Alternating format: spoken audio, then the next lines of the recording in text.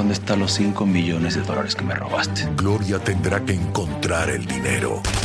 Su vida y la de su hijo dependen de ello. Hay que acorralar a la viuda. ¡Tengo mucho miedo, mamá! El peor de los caminos será el único posible. A mí no me importa ir a la cárcel con tal de salvar a mi hijo. En la nueva superserie de Telemundo, Esta mujer es clave. Esa es la cacería. La Jefa. Martes 18 de febrero a las 10:09 Centro por Telemundo. El 1 de marzo de 2021, Lexington Burke llama a la policía para denunciar 2 desapariciones. La de su exmujer Benny Lynn y su preciosa hija de 2 años, Jellica. El 19 de febrero tenía que recoger a la niña según el acuerdo de custodia, pero ambas han desaparecido sin dejar rastro. Después de haber intentado contactar con Benny Lynn por teléfono varias veces, nada.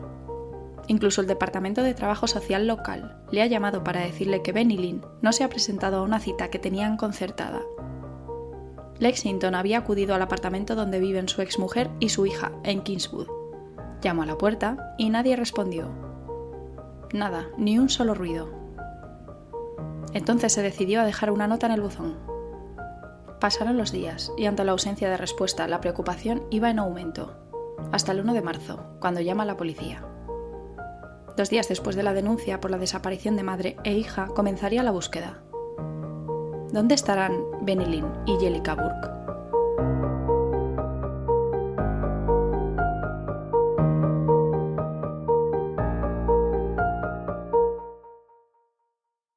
Bienvenidos a Criminología en Serie. Mi nombre es Alejandra Lavín.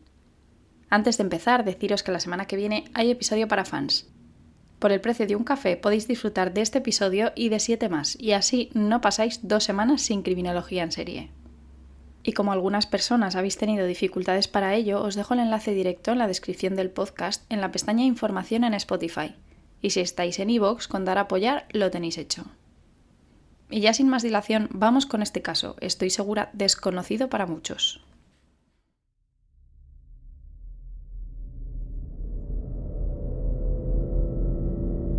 El caso de Benny Lynn y Jellica Burke es calificado como el más desgarrador de la historia criminal escocesa. Es uno de los que nos avisan de los horrores que puede esconder el vasto y desconocido Internet y de la facilidad con la que podemos caer en las redes de un auténtico y peligroso depredador. Del protagonista de hoy no tenemos demasiados datos en cuanto a infancia o vida familiar. Andrew Innes nace en 1970. A los 11 años se enamora de los ordenadores. Afirma que rápidamente se vuelve adicto a ellos, en parte porque se cría en las montañas donde no hay mucho más que hacer. Estudia en la Academia Alba y en la Universidad de Aberdeen, para después trabajar como programador de videojuegos. El desarrollo de uno de estos juegos le obliga a mudarse a Dundee, Escocia, en 1994. Este juego se llama Body Harvest, realizado para Nintendo 64 y desarrollado por DMA Design. Esta desarrolladora os sonará más con su nombre actual Rockstar North, desde el lanzamiento de uno de sus grandes éxitos, Grand Theft Auto 3. Al parecer vivió unos 3 años en California para después mudarse a Japón, donde se casa con una japonesa, con quien según fuentes tiene una hija. Algunas otras dicen que 3. En 2019, después de que su matrimonio se rompa, es deportado y enviado de regreso a Gran Bretaña. No se sabe el motivo de la deportación, pero en principio se apunta a motivos laborales. Vuelve a su casa independiente en el 21 de Tron Avenue, la cual había tenido alquilada durante su ausencia. En el momento en el que transcurre esta historia, Andrew tiene 51 años y es ingeniero de software creando aplicaciones. En 2020, debido a que la casa es muy grande, está solo y nunca está además a ganarse un dinero extra, alquila una habitación a un hombre llamado Christopher Smith, de 43 años. Este inquilino describe a Innes como un hombre bastante peculiar, obsesionado con la limpieza y el orden y posiblemente con cierto trastorno obsesivo-compulsivo. Afirma que es una persona muy poco sociable que pasa la mayor parte del tiempo frente a su ordenador. Llega marzo de 2020 y todos recordamos qué pasa en marzo del año 2020. Pues bien, Andrew echa a su inquilino alegando que no se puede exponer al virus ya que es una persona de alto riesgo debido a su enfermedad de Crohn. ¿Sería esta la verdad? ¿O tendría planes mucho más macabros? Mientras pasa sus días y horas en solitario, se hace hasta 34 perfiles en diferentes webs de citas, una de ellas llamada Filipino Cupid, especialmente diseñada para mujeres filipinas. Por desgracia, Andrew encontraría su objetivo perfecto en febrero del año 2021. Una mujer sin familia en el país, con una niña pequeña, que busca una vida mejor para ambas. Benilyn Burke nace en Filipinas en noviembre de 1995 en el seno de una familia en una situación de pobreza extrema. En 2015 conoce a un hombre llamado Lexington Burke en una web de citas, a pesar de la diferencia de edad de 40 años entre ellos. Pasan bastante tiempo comunicándose en línea y finalmente se casan en Samar, Filipinas, en julio de 2018. Un mes después del matrimonio, el 20 de agosto, nace su primera hija, Jellica. En 2019 la familia Burke se muda a Inglaterra, pero el matrimonio no tarda en romperse. Benilyn busca un nuevo lugar para vivir y encuentra un apartamento en Kingswood, a unos 5 kilómetros de Bristol, en el suroeste de Inglaterra. Además de ser una madre entregada, trabaja duro para ayudar económicamente a su familia en Filipinas. Trabaja en una residencia de ancianos y vendiendo accesorios para aspiradoras.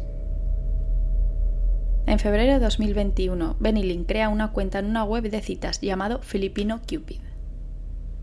Y es aquí cuando se unen los caminos de Benilyn, Jellica y Andrew Innes. Después de que Andrew y Benilyn pasen un tiempo hablando, va en aumento su complicidad. Incluso él le ofrece un puesto como gerente de relaciones comunitarias y le sugiere que se mude allí, a Escocia, ofreciéndole un salario de 1.000 libras al mes, lo que equivaldría más o menos a unos 1.200 o 1.300 euros.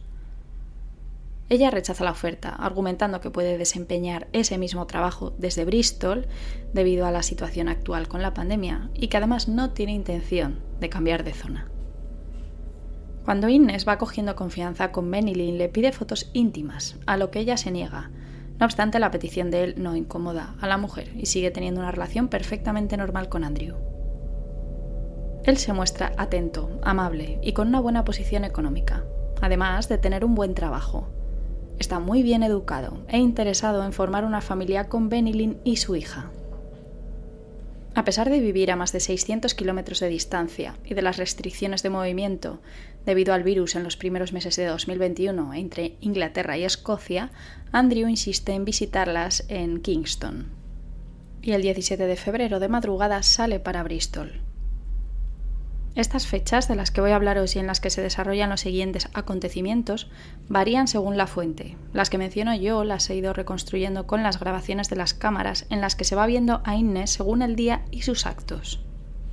Pues bien, como iba diciendo, el 17 de febrero le capta una cámara a las 5:06 de la madrugada, echando gasolina en Dundee, ya de camino a Bristol. Después de un largo viaje, una vez allí, Andrew propone a Benilyn hacer un picnic, ya que ha estado conduciendo durante muchas horas y tiene hambre. Un plan encantador, pensaría ella.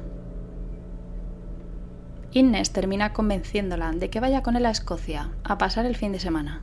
Le enseñaría su ciudad y harían turismo. Ella se apiada de él por haber hecho un viaje tan largo solo por ellas. Además, siente curiosidad por Escocia. No obstante, ni siquiera llevaría una bolsa de viaje para ella y la niña. No sería un viaje largo. De camino a Escocia, Benilyn realiza una videollamada con su hermana Sheila, algo que es habitual en ellas, ya que a pesar de la diferencia horaria entre Reino Unido y Filipinas, hablan todos los días. Mientras Benilyn conversa con su hermana, ella le dice si puede conocer, palabras textuales, al extranjero. Entonces enfoca a Andrew mientras conduce y les presenta.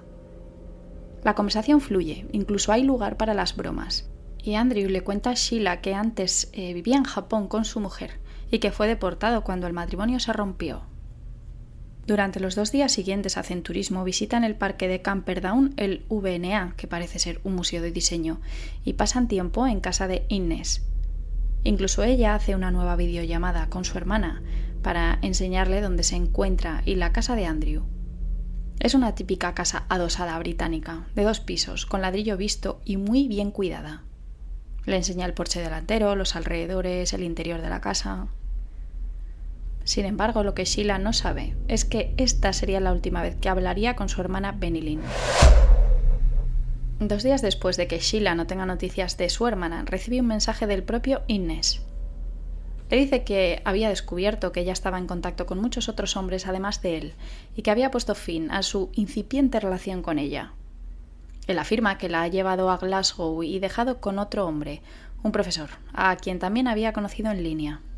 Además, menciona que ella le había confesado que se está escondiendo de su ex, quien supuestamente quiere deportarla y conseguir la custodia de Jellica. A partir de esto, Andrew afirma haberle dicho a Benny Lynn que destruyera el teléfono para evadir a las autoridades. Andrew le dice a Sheila: «Espero que se ponga en contacto contigo cuando se establezca». Ella, desesperada, le pregunta: «Señor, ¿puede decirme si mi hermana está viva?». Y él responde: «Escocia es un país muy pacífico, no tenemos mucha delincuencia.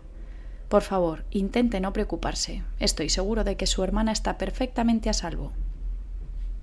Pasan 4 días más y Sheila vuelve a ponerse en contacto con Innes, rogándole que quiere hablar con su hermana.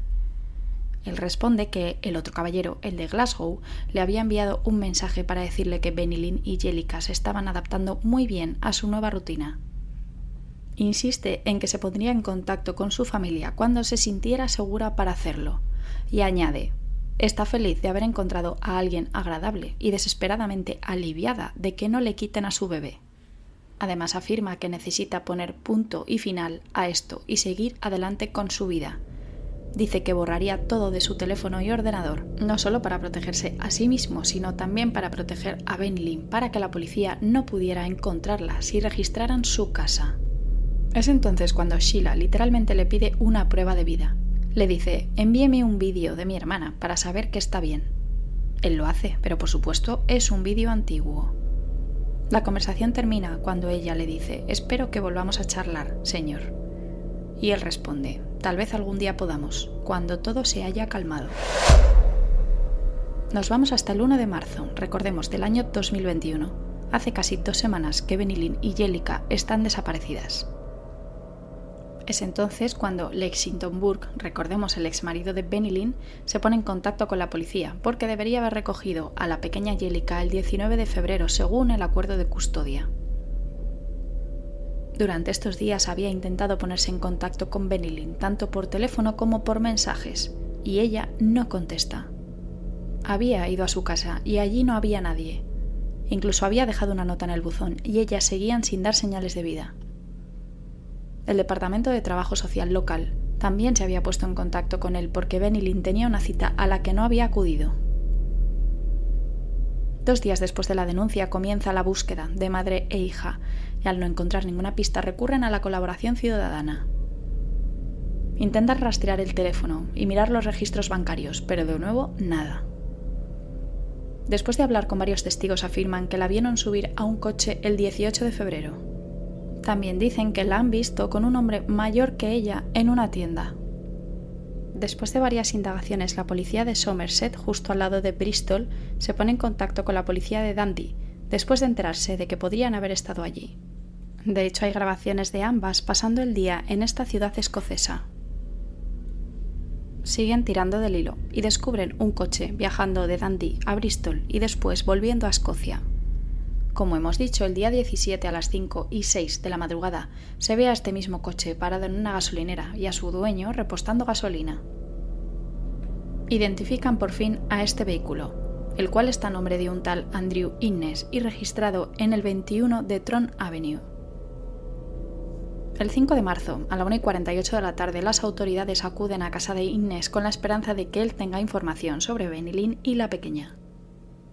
Si bien Andrew se muestra amable cuando abre la puerta, no permite entrar a los agentes cuando le preguntan si pueden pasar a echar un vistazo, con el pretexto de encontrarse aislado al tener la enfermedad de Crohn y ser un enfermo de riesgo.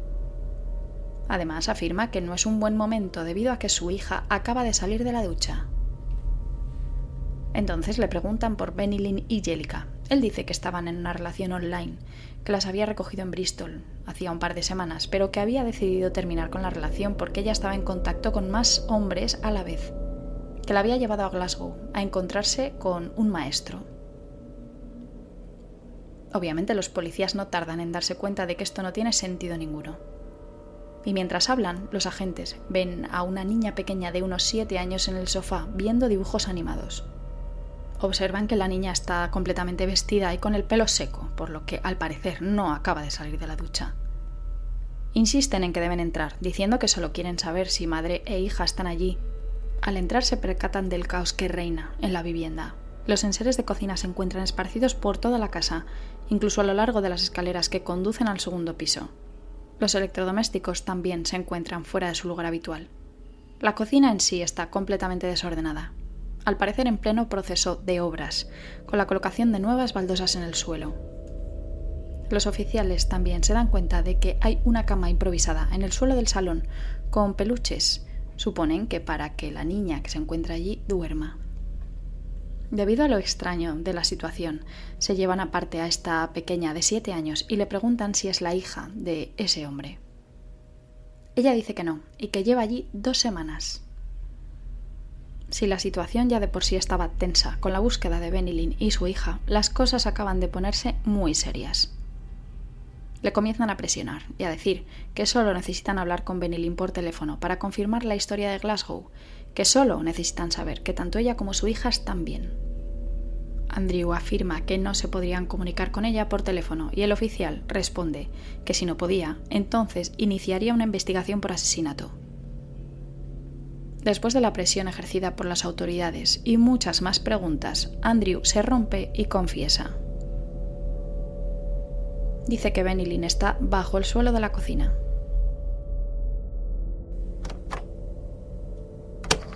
Yo la maté.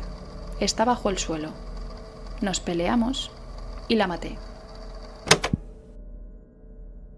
Cuando le preguntan dónde está la niña, él dice que bajo el suelo con su madre y que esto no fue premeditado, que la niña estaba gritando y que no podía hacerse cargo de ella. En este momento, como es lógico, es arrestado y puesto bajo custodia. No muestra remordimiento alguno. Durante la investigación y el proceso, Andrew cambia de versión varias veces. En un principio dice que ella estaba cocinando y que de repente se acercó a él con un cuchillo de sushi, que la mató en defensa propia, y también a su hija. Después del argumento de la defensa propia, habla de que escucha voces en su cabeza, con intención de alegar locura y que haya una responsabilidad disminuida. La última versión que da es que cuando llega a la casa y ve a Benny Lynn con ese largo y oscuro cabello, le recuerda a su exmujer y a una examante a la que había conocido en un club de bondage en Japón. Y se acuerda de todas las cosas horribles que según él le han hecho, y que se sintió, palabras textuales, apocalípticamente enfadado. Retrocedamos al 21 de febrero, al día del crimen.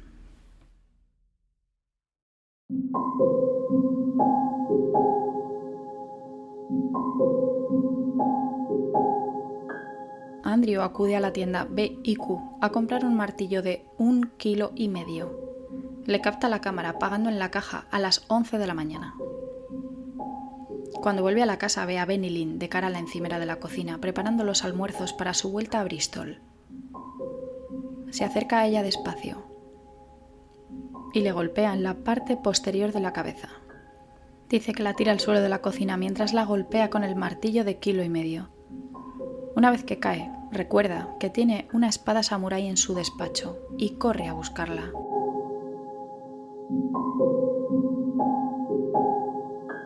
Pero cuando vuelve a la cocina, Benny Lynn comienza a perseguirlo.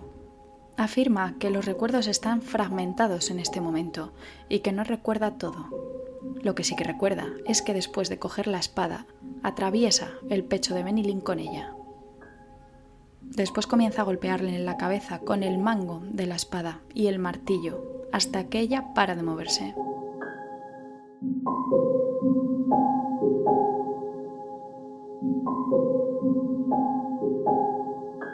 Finalmente, lleva su cuerpo hasta el baño e introduce el cadáver en la bañera. La deja allí para preparar el lugar donde la enterraría y comienza a excavar en la cocina. Levanta las baldosas, atraviesa el cemento y una vez que lo consigue va a buscar el cuerpo de Benny Lynn. Lo envuelve en una manta, un saco de escombros y lo deposita en el agujero en el suelo.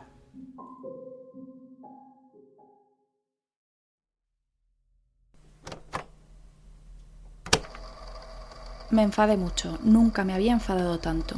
Hay una expresión que dice que te hierve la sangre. Había una sensación física empecé a pensar cosas muy locas. Pensé que la mujer que tenía delante era una especie de híbrido. Me enfurecí apocalípticamente. Tomé el martillo y le golpeé en la nuca. Estaba furioso. Empecé a pensar cosas locas. Es una locura.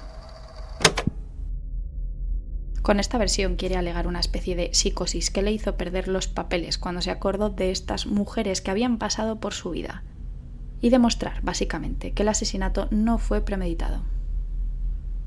Pero hay múltiples evidencias, como él comprando en un supermercado un martillo.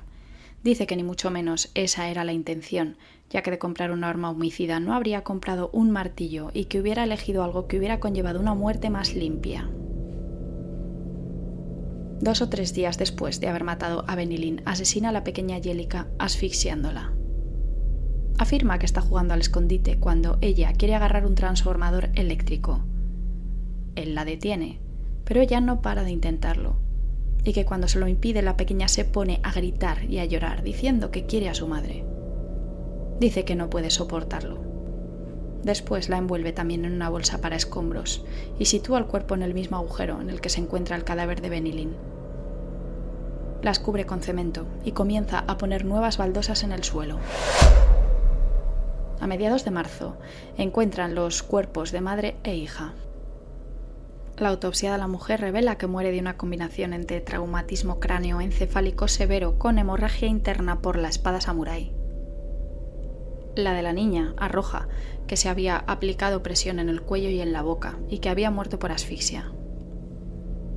Cuando registran su ordenador descubren que está registrado en docenas de webs de citas y que sus preferencias se encontraban en mujeres de 20 a 30 años con hijos.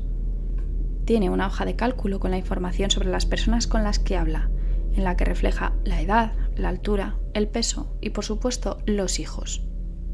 Sus preferencias se enmarcan en mujeres femeninas con el cabello largo y oscuro, y la puntuación más alta en las que él las califica en su hoja de cálculo las tienen mujeres de entre 20 y 30 años con hijos pequeños. En su historial de navegación, el 15 de febrero buscó sobre el uso de cloroformo y el 23 sobre cuántos asesinatos hay al año en Escocia. Este día coincide con la conversación que tiene con Sheila, en la que afirma que Escocia es un país muy tranquilo. Además, entre sus búsquedas se encuentra información sobre enterramientos en el suelo. En las grabaciones de la cámara de una tienda P&Q el día 21, mismo día que asesinó a Benny Lynn, se le ve comprando el martillo. Las grabaciones del día 23 de la misma tienda reflejan que compró cemento y bolsas para escombros. Con esto último queda más que clara la premeditación del crimen. Lo más aterrador de todo es que los investigadores se dan cuenta de que el objetivo de Andrew no era Benny Lynn, sino su hija pequeña. Encuentran ADN de la niña de 7 años en unas esposas peludas, así como restos de saliva en un calcetín. En un preservativo de un contenedor, fuera de la casa, encuentran ADN tanto de él como de Jellica. Por otra parte, y siguiendo con el ADN, el martillo y la espada samurái, también tienen restos, los cuales obviamente coinciden con Benny Lynn. Y lo que os estaréis preguntando, ¿quién es la niña que estaba en el sofá de Innes cuando fue detenido, de la que encuentran tanto ADN? Pues hoy, con esto, queridos oyentes, no os puedo dar una respuesta, porque legalmente esta pequeña de 7 años está protegida. No se sabe ni su historia ni su nombre. No se sabe cómo fue a parar a casa de Andrew, ni qué le contó Innes a Benny Lynn sobre ella, ya que como veremos ahora la pequeña estaba presente cuando se cometieron los crímenes. Quizá dijo que era su hija, alguien de su familia, nunca lo sabremos. Y como he dicho, como tampoco se sabe su identidad, la llamaré M. Pues bien, el 21 de mayo se graba la entrevista a M, la cual visionarán los miembros del jurado durante 90 minutos en el Tribunal Superior de Edimburgo. M se encuentra dibujando con unos rotuladores y en una pausa de la entrevista se esconde detrás de una puerta y salta delante de la entrevistadora, como si quisiera darle un susto. Andrew fingió que Jellica se escondía porque estaban jugando al escondite, Pero Andrew mató a Jellica. Andrew se escondió. Yo conté. Andrew mató a Jellica cuando jugábamos al escondite. Cuando preguntan a M dónde mató a Jellica, ella responde que Andrew cerró la puerta, por lo que debió ser en el baño, donde él las ataba. También vio cómo Innes mató a Benny Lynn con un martillo. Dice que intentó llamar a la policía, pero que no podía hablar.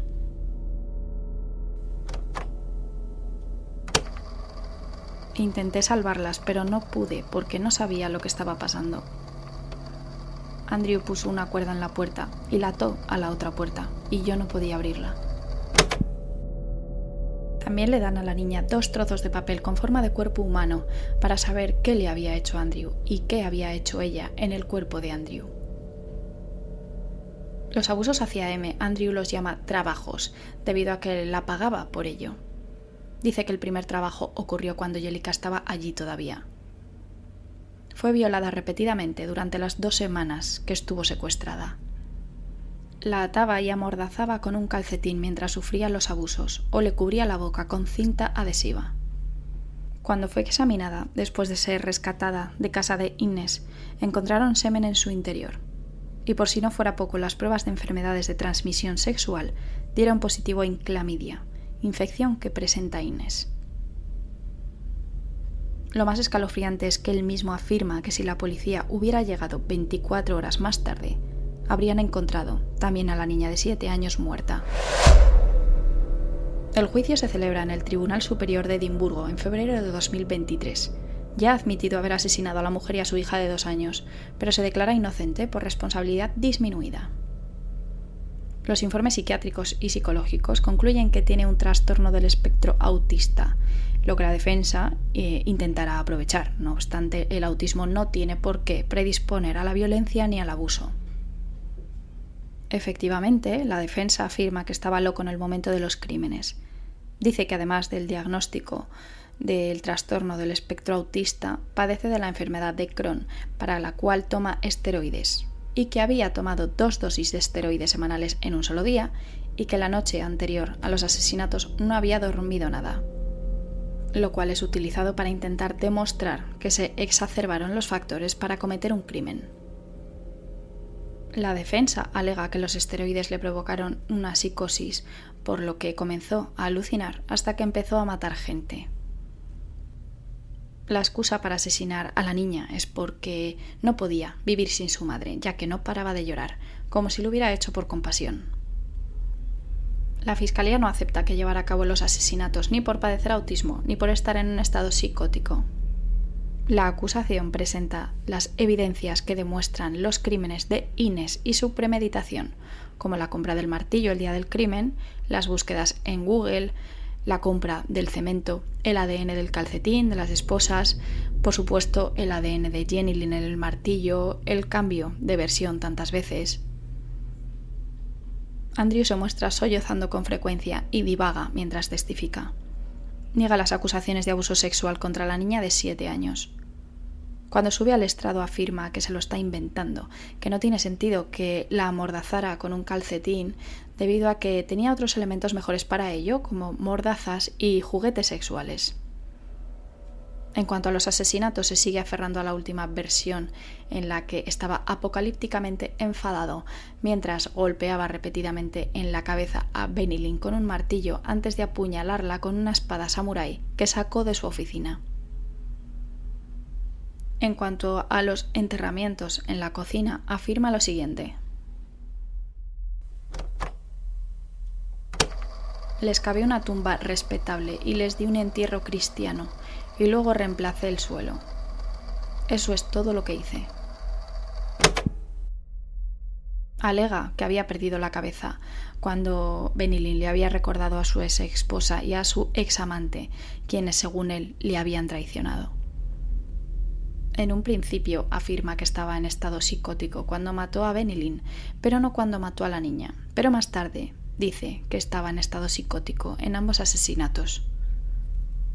Un profesional de salud mental testifica sobre la posibilidad de que se tratase de una psicosis inducida por esteroides. Afirma que si fuera así, no habría podido hacer ciertas actividades, como comprar un martillo, sin que nadie se diera cuenta de su estado.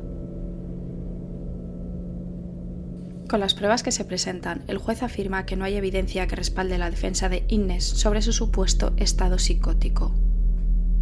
Después de un juicio de 5 días y 2 horas y media de deliberación, el jurado le declara culpable de los asesinatos de Benny Lynn y Jellica. También es declarado culpable de agredir sexualmente a Jellica y a M.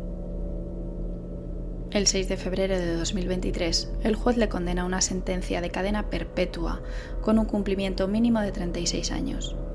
Y cita: asesinaste a una mujer inocente y a su hija de 2 años en una situación en la que ellas habían confiado en ti y habían viajado contigo desde Bristol hasta tu casa en Dundee. Usted asesinó físicamente a la pequeña e indefensa Benny Lynn, apuñalándola con un cuchillo de hoja larga o espada samurái, como usted la describió, que penetró profundamente y, en presencia de al menos uno de los niños, trató de asegurarse de que moría golpeándola repetidamente en la cabeza con un martillo. Sin más motivo aparente que su llanto, asesinó a una niña de 2 años asfixiándola y estrangulándola. Su edad y vulnerabilidad son características significativamente agravantes. Estos son algunos de los peores crímenes que han llegado ante el Tribunal Superior de Justicia. Todos los detalles son tan desgarradores que nunca se hacen ni harán completamente públicos. El jurado que preside este terrible caso es eximido del servicio por el resto de sus vidas debido a lo traumatizante de los hechos. Hoy vamos con un análisis que estoy muy contenta de traer por aquí, ya que es sobre un trabajo de perfilación de agresores sexuales infantiles que realicé hace tiempo, así que espero que os resulte interesante independientemente de lo feo de estas situaciones. Andrew Innes padecía de pedofilia y además era un pederasta. Ambos términos suelen confundirse y considerarse como sinónimos, pero nada más lejos de la realidad. En primer lugar, vamos a ver qué significan. Según Brown, el trastorno pedófilo se caracteriza por fantasías, impulsos o conductas sexualmente excitantes, intensas y recurrentes que involucran a adolescentes prepúberes o jóvenes, generalmente menores de 13 años. Se diagnostica cuando se tienen 16 años de edad o más y son al menos 5 años mayores que el niño blanco de las fantasías o conductas. Por último, la pederastia es el abuso sexual cometido con niños. Un pedófilo, aunque sienta una atracción por personas jóvenes, no tiene por qué llegar a desembocar en un abuso sexual o la consumación de dichos deseos. Hay que dejar claro, por ejemplo, que la posesión de material de explotación sexual infantil, la mal llamada pornografía infantil, para entendernos, en según qué países, es un delito, aunque la persona pedófila no se acerque nunca a un menor.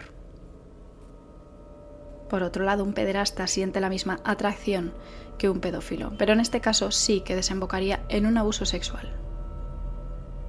Mientras que la pedofilia se define como una parafilia, un tipo de trastorno sexual caracterizado por fantasías recurrentes, como hemos dicho, la pederastia es, además de la propia parafilia, una práctica delictiva, derivada de ella, que provoca grandes repercusiones en el desarrollo psicológico, social y sexual de la víctima. Por norma general, todos los pederastas son pedófilos, pero no todos los pedófilos tienen por qué ser pederastas. En relación al número de víctimas y la duración del abuso, se ha encontrado que los perpetradores de abuso sexual infantil suelen cometer abusos de manera repetitiva a lo largo del tiempo. Por lo general, limitan sus víctimas a una o pocas personas que forman parte de su entorno cercano, como el trabajo, la familia o el vecindario, lo que les brinda un fácil acceso a ellos. Y por esta misma razón, Andrew Innes buscaba a mujeres con hijos por internet. Las mujeres no eran el objetivo, eran los niños.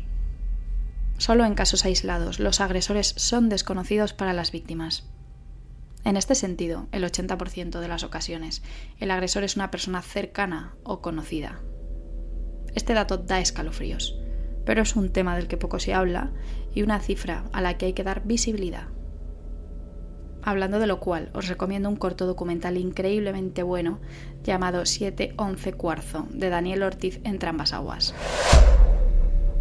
En un alto porcentaje, estos agresores son hombres, alrededor de un 90 o 95%, el cual varía según el estudio y el autor.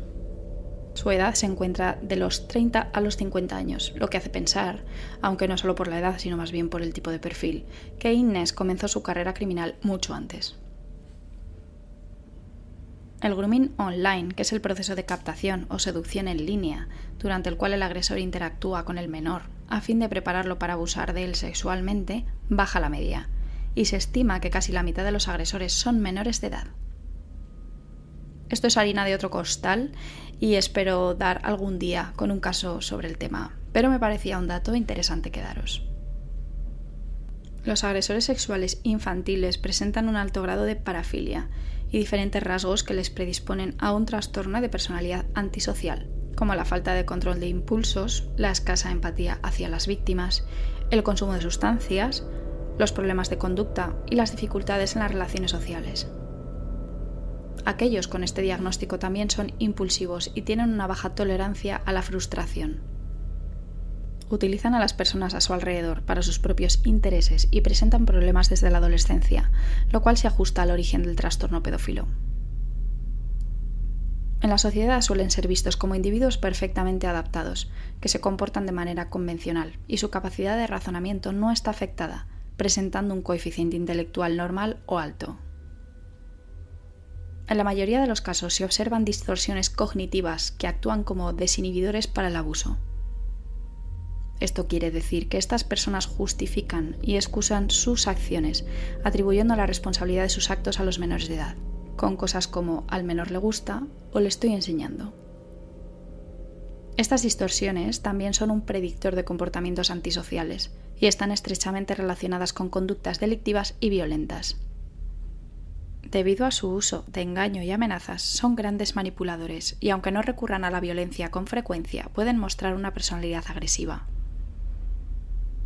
Andrew Innes era un auténtico depredador. Desconocemos si era la primera vez que asesinaba. A mí me parece poco probable, pero esto es aventurarse demasiado, ya que nunca lo sabremos. Lo que es probable que se pueda decir con seguridad es que no era la primera vez que agredía sexualmente a una menor, dado su perfil y la edad que tenía sin antecedentes penales. Como hemos dicho, suelen presentar problemas desde la adolescencia, lo cual puede encajar en edad con el origen de un trastorno pedófilo. Si su modus operandi era acercarse a través de Internet a mujeres con hijas, es posible que las agrediera sin que las madres estuvieran delante, si ellas las dejaban a solas con él, o a lo mejor mientras se encontraban dormidas. El por qué asesinó a Benny Lynn y a su pequeña, cuando seguramente no era la primera vez que actuaba, probablemente tendría que ver con que Benny Lynn era testigo de la presencia de una niña de 7 años con la que Andrew no tenía ningún tipo de relación. Además, es probable que Innes quisiera pasar más tiempo a solas con Jellica, ya que probablemente no tuvo la ocasión de abusar de ella cuando su madre aún estaba viva. Ojo, esto último que cuento son suposiciones mías con los datos de los que dispongo y el tipo de personalidad de Innes. No hay que tomárselo al pie de la letra, ya que no tenemos pruebas.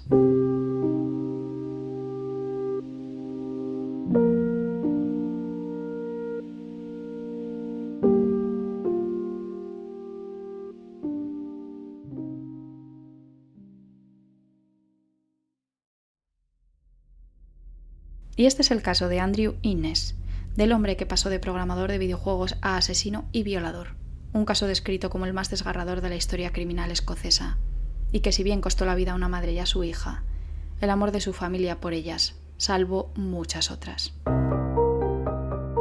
Gracias por escuchar otro episodio más de Criminología en Serie. Espero que os haya gustado y espero vuestros comentarios y peticiones. También estoy en Instagram y TikTok como Crimi en Serie, al igual que en Twitter. Además de Nivox y Spotify, os espero en Podimo, Apple Podcast, Google Podcast y Amazon Music. Recordaros que estoy también en criminologiaenserie.com y que ahí podéis encontrar mis artículos sobre criminología y contenido adicional de algunos de los casos. También podéis uniros al canal de WhatsApp. Os dejo el enlace en la descripción del podcast. Soy Alejandra Lavín, esto es Criminología en Serie y os espero la semana que viene a los fans y en 2 semanas al público general.